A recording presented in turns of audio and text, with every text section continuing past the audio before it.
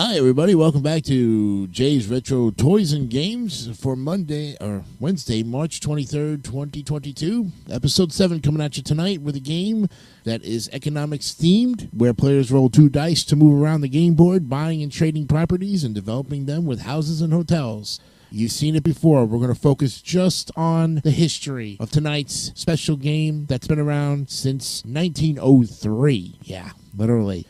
It's time to play Monopoly, and that's where we are on this edition of Jay's Retro Toys and Games.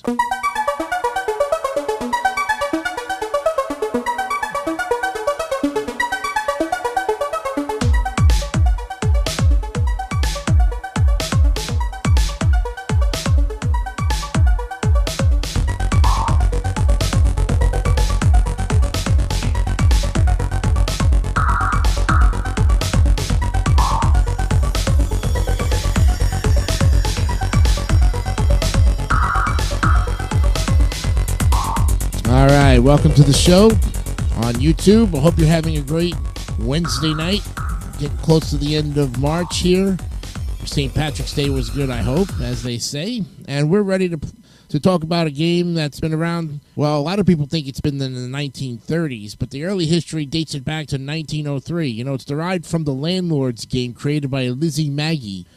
And it was a way to demonstrate that an economy that rewards wealth creation is better than one where monopolists work under few constraints, and to promote the economic theories of Henry George, in particular his ideas about taxation.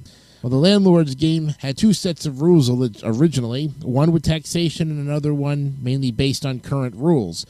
When Monopoly was first published by Parker Brothers in 1935, it did not include the less capitalistic taxation rule, which resulted in a more competitive game. Parker Brothers was eventually absorbed into Hasbro in 1991. The game is named after the economic concept of monopoly, the domination of a market by a single entity. So we're going to look at just the rules, the history. You've seen all the versions of the boards. You know the game itself.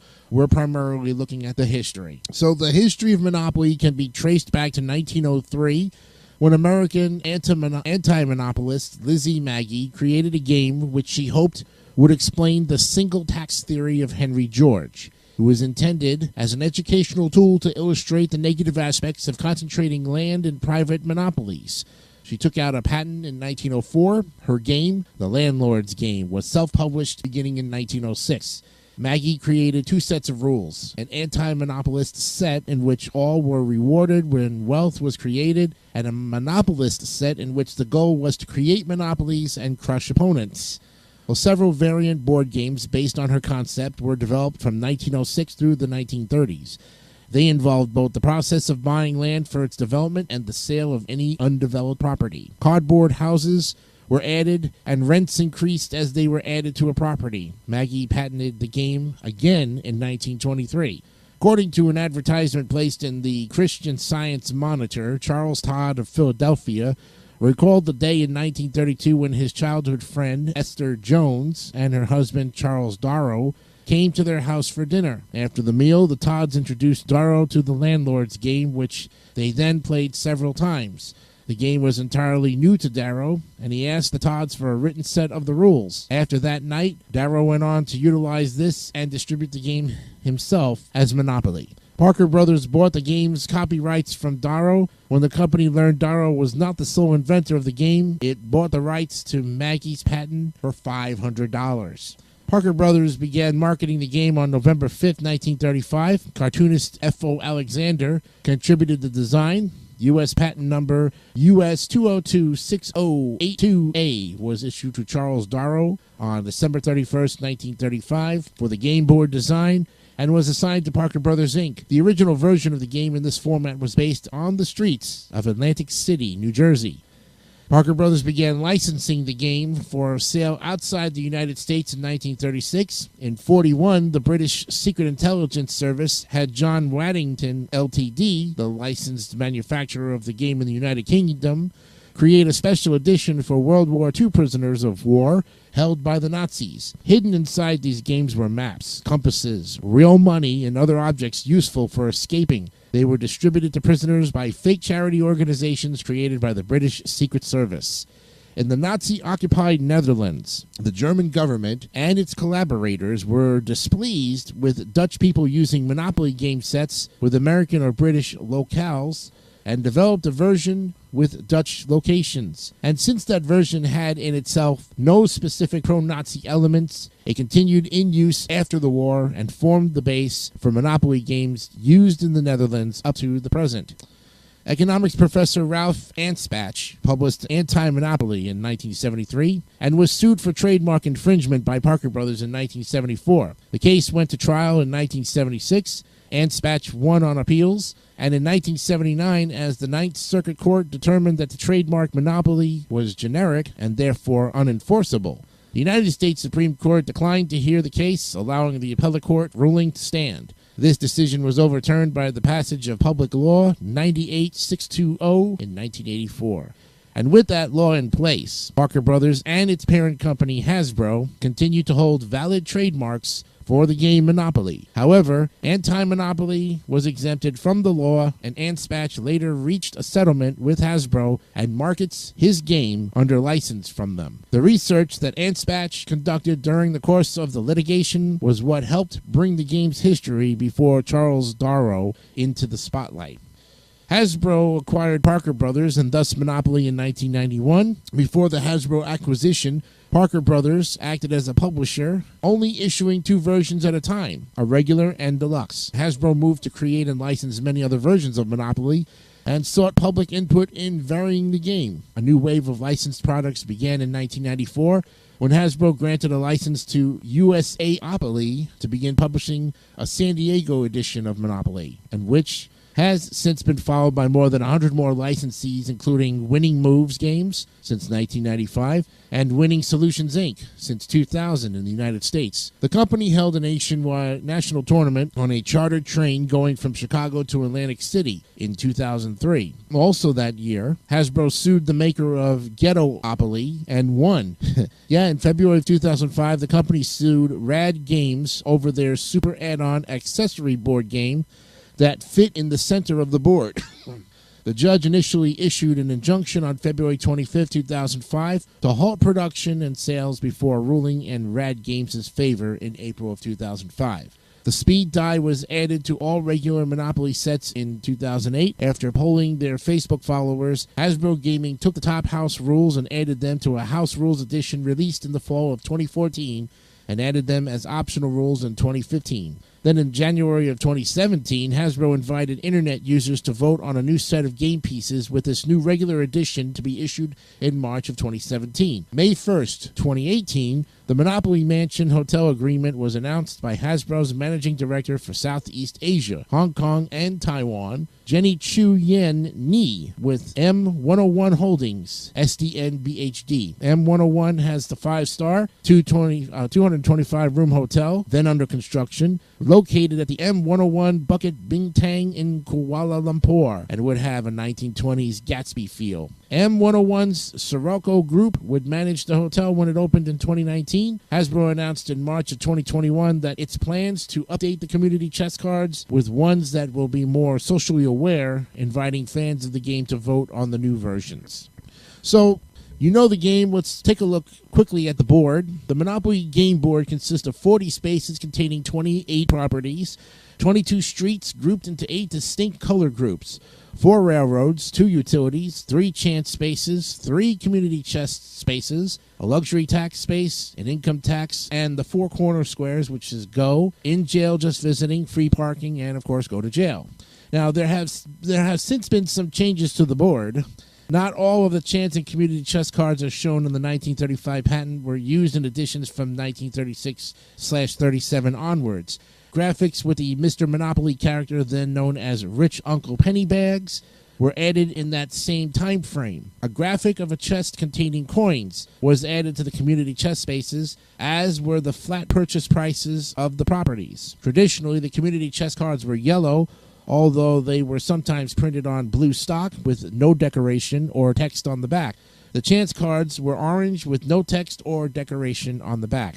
Hasbro commissioned a major graphic redesign to the U.S. Standard Edition of the game in 2008, along with some minor versions and some revisions. And among the changes, the colors of Mediterranean and Baltic avenues changed from purple to brown, and the colors of the Ghost Square changed from red to black. Now, a flat $200 income tax was imposed, formerly the player's choice of $200 or 10% of their total holdings, which they could not calculate until after making their final decision. Originally, the amount was $300, but was changed a year after the game's debut, and the luxury tax amount increased to $100 from $75. There were also changes to the chance and community chess cards. For example, the poor tax, the receipt for services, the Christmas fund matures, and the Grand Opera opening cards became speeding fine, receive 25 consultancy fee, holiday fund matures, and it's your birthday, respectively. And though their effects remain the same, the players must pay only $50 instead of $150 for the school tax.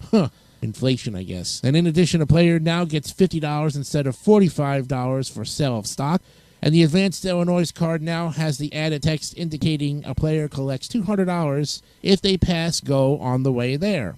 All the Chance and Community Chess cards received a graphic upgrade in 2008 as part of the graphic refresh of the game. Mr. Monopoly's classic line illustration was also now usually replaced by renderings of a 3D Mr. Monopoly model. The backs of the cards have their respective symbols, with Community Chess cards in blue and Chance cards in orange. Additionally, recent versions of Monopoly replaced the $sign with an M with 2 horizontal strokes through it. In the U.S. version shown below, the properties are named after locations in or near Atlantic City, New Jersey. Atlantic City, Illinois Avenue was renamed Martin Luther King Jr. Boulevard. And in the 1980s, St. Charles Place no longer exists as the Showboat Atlantic City was developed where it once ran. The values on the board reflect real estate property values of the 1930s Atlantic City. The 2 cheapest properties, Baltic and Mediterranean Avenue, were situated in a low-income African-American neighborhood. Higher-value properties such as Pennsylvania Avenue, Park Place, and Ventnor Avenue were situated in wealthier neighborhoods. And different versions have been created based on various current consumer interests, such as Dogopoly, Catopoly, Bugopoly, and the TV movie games, among others, as you know. But looking at the standard version, that's what we've been focusing on this whole program. Marvin Gardens, the farthest yellow property, is a misspelling of its actual name, Marvin Gardens. They put an M-A-R-V-I-N. Instead, it should be M-A-R-V-E-N. Now, the misspelling was introduced by Charles and Olive Todd, who taught the game to Charles Darrow. It was passed on when their homemade Monopoly board was copied by Darrow and then by Parker Brothers. The Todds also changed the Atlantic City Quakers' Arctic Avenue to Mediterranean and shortened the Shore Fast line to the Short line. It was not until 1995 that Parker Brothers acknowledged the misspelling of Marvin Gardens, formally apologizing to the residents of Marvin Gardens. Short line refers to the Shore Fast line, a streetcar line that served Atlantic City. The B&O Railroad did not serve Atlantic City, and a booklet included with the reprinted 1935 edition states that the 4 railroads that served Atlantic City in the mid-1930s were the Jersey Central, the Seashore Lines, the Reading Railroad, now part of Norfolk Southern and CSX, and the Pennsylvania Railroad. The Baltimore and Ohio, now part of CSX, was the parent of the Reading. There is a tunnel in Philadelphia where track to the south was B&O, and track to the north is Reading. The Central of New Jersey did not have a track to Atlantic City, but was the daughter of the Reading and granddaughter of the B&O. Their track ran from the New York City area to Delaware Bay, and some trains ran on the Reading-controlled track to Atlantic City. The actual electric company and waterworks serving the city are respectively Atlantic City Electric Company, which is a subsidiary of Exelon, and the Atlantic City Municipal Utilities Authority. Now, if you want to, we look at, let's see, the here and now, and of course they have ones where they have banking editions, they have a speed die, different cards, different equipment, more money in more cases. They give you extra currency, and now they use electronic banking as well. Really does an interesting job with the editions. As you know, each player starts with $1,500 in their bank. I've seen it where sometimes we've gotten more. Players take turns in order with the initial player determined by chance before the game. A typical turn begins with the rolling of the dice and advancing a piece clockwise around the board the corresponding number of squares. Now, if they roll doubles, they roll again after completing that portion of their turn. A player who rolls 3 consecutive sets of doubles on one turn has been caught speeding and is immediately sent to jail instead of moving the amount shown on the dice for the third roll. You know that already. Player who lands on or passes the go space collects 200. Player who landed on either income tax or luxury tax paid the indicated amount to the bank. Now, in older editions of the game, 2 options were given for income tax. Either pay a flat fee of $200 or 10% of total net worth, including the current values of all the properties and buildings owned. No calculation could be made before the choice, and no latitude was given for reversing an unwise decision. Then in 2008, the calculation option was removed from the official rules, and simultaneously the luxury tax was increased to $100 from its original $75. No reward or penalty is given for landing on free parking. Properties can only be developed once a player owns all the properties in that color group. They then must be developed equally. A house must be built on each property of that color before a second can be built. You know the rules. Each property within a group must be the one with the house level of all other groups within that group. I've also seen rules where they've given rewards for free parking. That was house rules. Jails, mortgaging, you know all of that. Of course, many house rules have emerged for the game throughout its history. Well known as the free parking jackpot rule, which I just was talking about, where all the money collected from income tax, luxury tax, chance, and community chest goes to the center of the board instead of the bank. Many people add $500 to start each pile of free parking money, guaranteed a minimum payout. And when a player lands on free parking, they may take the money. Another rule is that if a player lands directly on go, they collect double the amount, or $400 instead of $2. I never thought about that one. Other commonly used house rules include eliminating property auctions if a player declines to buy or cannot afford an unowned property on which they land, awarding additional money for rolling snake eyes, allowing a player to loan money to another player, or enabling someone to grant rent immunity to someone else, since these rules provide additional cash to players. Regardless of their property management choices, they can lengthen the game considerably and limit the role of strategy. Video game and computer game versions of Monopoly have options where popular house rules can be used. In fact, in 2014, Hasbro determined 5 popular house rules by public Facebook vote and released a house rules edition of the board game. Rules selected including a free parking house rule without additional money and forcing players to traverse the board once before buying properties. Then, of course, there's always strategies, add-ons. There's also an end game, which may take an unlimited amount of time to reach them. One common criticism of Monopoly is that although it has carefully defined termination conditions, Edward P. Parker, a former president of Parker Brothers, is quoted as saying, "We always felt that 45 minutes was about the right length for a game, but Monopoly could go on for hours. Also, a game was supposed to have a definite end somewhere, and in Monopoly, you kept going around and around." Hasbro states that the longest game of Monopoly ever played lasted 70 days. Wow. Oh. And then, of course, there's other related games that deal with Monopoly. There's a lot of spin-offs. Of course, they've got Monopoly for sore losers. And you could pretty much scroll down and see a lot of that. They had video games. They even had a game show called Monopoly that was during the summer of 1990. It only lasted about, went from June to August? Yeah, so about 3 months. Didn't last too long and was only on for the short amount of time. McDonald's is big, as you know. The McDonald's Monopoly game is a sweepstakes advertising promotion of McDonald's and Hasbro that has been offered in Argentina. In fact, all over the place. And as you know, you could, if you got the Monopoly pieces, you got prizes. Then the big one was Park Place and Boardwalk, which paid out for $1 million. Short-lived Monopoly game show aired on Saturday evenings from June 16th to September 1st. The show was produced by Merv Griffin, hosted by Mike Riley. The show was paired with a summer-long Super Jeopardy tournament, which also aired during this period on ABC. Then, of course, you had the Monopoly Millionaires Club, hosted by comedian Billy Gardell from Mike and Molly. There was also, from 2010 to 2014, the Hub aired the game show Family Game Night with Todd Newton. That was short-lived for 4 years. And in films, Ridley Scott was announced to direct Universal's picture version of the game based on a script written by Pamela Petler. And then they have tournaments, world championships. There's also variants of it, and, well, you know the whole deal about it. And there you have it, friends, a look at Monopoly and its date all the way goes back 100 years, more or less. The game started in 1903, and the publication actually was 1935, so about 87 years from that time frame. But again, under different names, the Landlord's game was first created by Lizzie Magie in the United States in 1903. So we could say that game basically evolved into what we now play today. There you have it, folks. A look at Monopoly right here on Jay's Retro Toys and Games.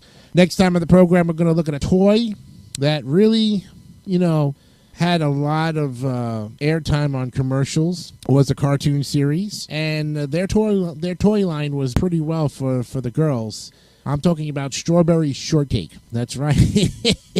Strawberry Shortcake will be up on episode number 8 of Jay's Retro Toys and Games. I'm Jason Icanio. Hope you had a great time with this edition of the show. We'll see you the next time for more Retro Toys and Games right here on YouTube. Have a good night. Bye-bye.